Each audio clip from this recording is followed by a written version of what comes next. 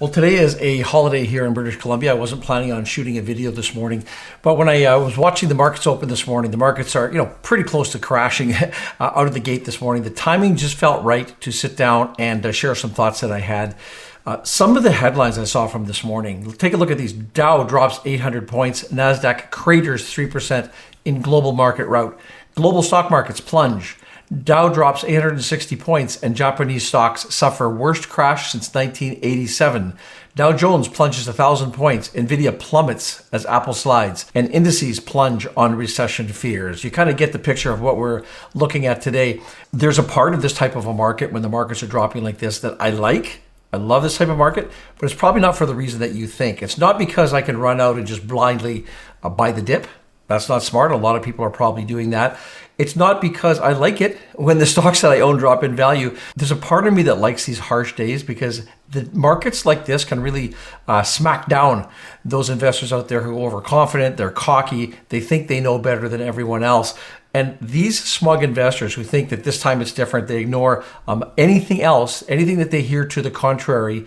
One of the most important lessons that you can learn as an investor is humility. And it's times like this, it's days like we see today, that can hopefully teach that to people. I've always been a fairly pragmatic, a fairly prudent investor. Even when I was younger, in a bull market, that strategy, that mindset can seem really, really old-fashioned. You are accused of missing out, all the gains, being too safe, but it is a strategy that works to build wealth and over time, and that's the key here. As of today, I'm not saying the markets are necessarily crashing. I'm not saying we're going to see a repeat of the great financial crisis or the tech crash. I'm not anywhere close to that. That's not the point of this video. The point of the video isn't to go make a prediction. It's about capitalizing on what we're seeing today to make ourselves better investors. And in the video, I'm going to look at 6 things that these market smackdowns can really teach us. Now, if you're going to stick around for the video, I hate kind of doing this and say stick around till the end, but I haven't put these in any particular order, but number 6 is probably the most important thing. So hopefully you'll stick around and hear what I can share with you today. I want to start off with the fact that market corrections are inevitable. And what we're seeing right now, if you're a newer investor, might be a little bit hard to take. But if we put this in historical perspective, every major bull market in history has been followed by a correction or a bear market. And we've certainly seen a nice bull run lately. According to Yardeni research, between 1980 and 2020, the S&P 500 saw 18 corrections. 5 of these corrections resulted in bear markets, and the others remained or transitioned back into bull markets. Markets operate in cycles, and understanding that this is the case, understanding the reality of investing can really help reduce the panic that you might feel in times like this. Just simply knowing that corrections are inevitable encourages diversification, risk management strategies that you might not otherwise think of.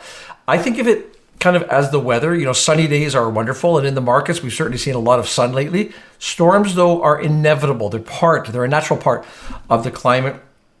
And just like even though you want sunny days, you might carry an umbrella and prepare for rainy days.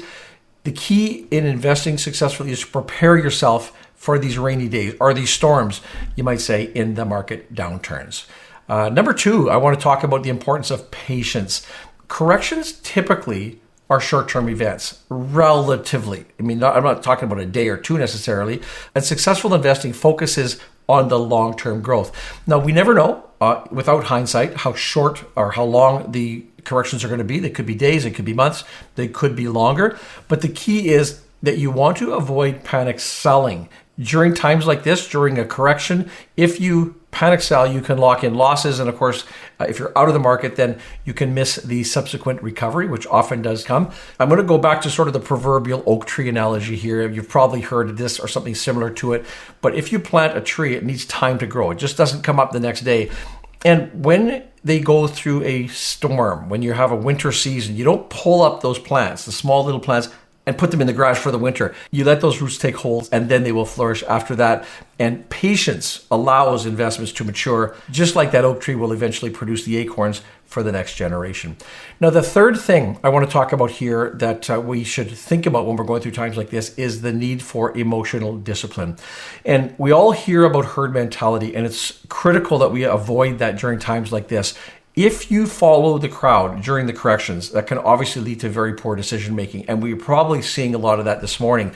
That's also true, of course, when the markets are up. When the markets are up, we don't want to follow the crowd blindly. And when the markets are down, it's the same thing. So this gets back to having that well thought out investment plan that will help you maintain your focus during volatile periods. It'll help you pull yourself out of all the excitement and assess who you are as an investor and how you should manage your portfolio. It's really important here that we learn from our mistakes, and corrections, like we're seeing today, provide valuable lessons in managing your emotions and, most importantly, improving your future decisions. If you are one of those smart-ass investors out there, it is time right now to pay attention. You will learn from this. If you're willing to learn, it can help you over the long term. Now, the fourth thing I want to cover today is this value of diversification, spreading the risk. And you can't ignore the fact that diversifying your portfolio across different sectors, different types of investments, will reduce the impact, the negative impact that we're seeing on a day like today, or whether this is a week or a month, it will reduce the impact of a correction on your portfolio. Now, talking about diversification is very, very unpopular during bull markets. I am going to link a video here. This is 5 key tips for success as a DIY. And topic number 1 goes into this concept of diversification. I would encourage you to have a look at that as your time permits. The bottom line, though, is regardless of how unpopular a portfolio that's diversified can be, they can absolutely help you withstand market volatility. But a key here is it needs to be balanced before the correction. If you have a portfolio today that's very heavily weighted in all these tech stocks that are crashing so hard today, it's too late for that, but it's a learning opportunity, and you may enter the next bear market or the next correction with a more balanced portfolio. Number 5 is understanding valuations, understanding these bubble risks.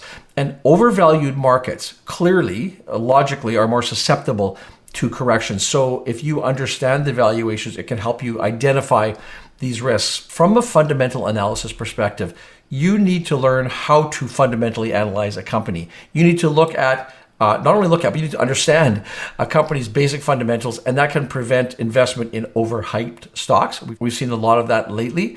Also, keeping realistic expectations, knowing what constitutes fair value, can help you set realistic expectations for your investments. And that's something that what we've seen in a bull market, this concept of realistic valuation sort of flies out the window. It reminds me of the housing markets here in Canada, probably a lot of places as well, but especially in Toronto and Vancouver. Just because we've seen these prices skyrocket, it doesn't mean that every house that you buy is worth the price that you're paying on that particular day. So it's important to understand the true value of what you're buying, and that will help you overpay and suffer potential losses.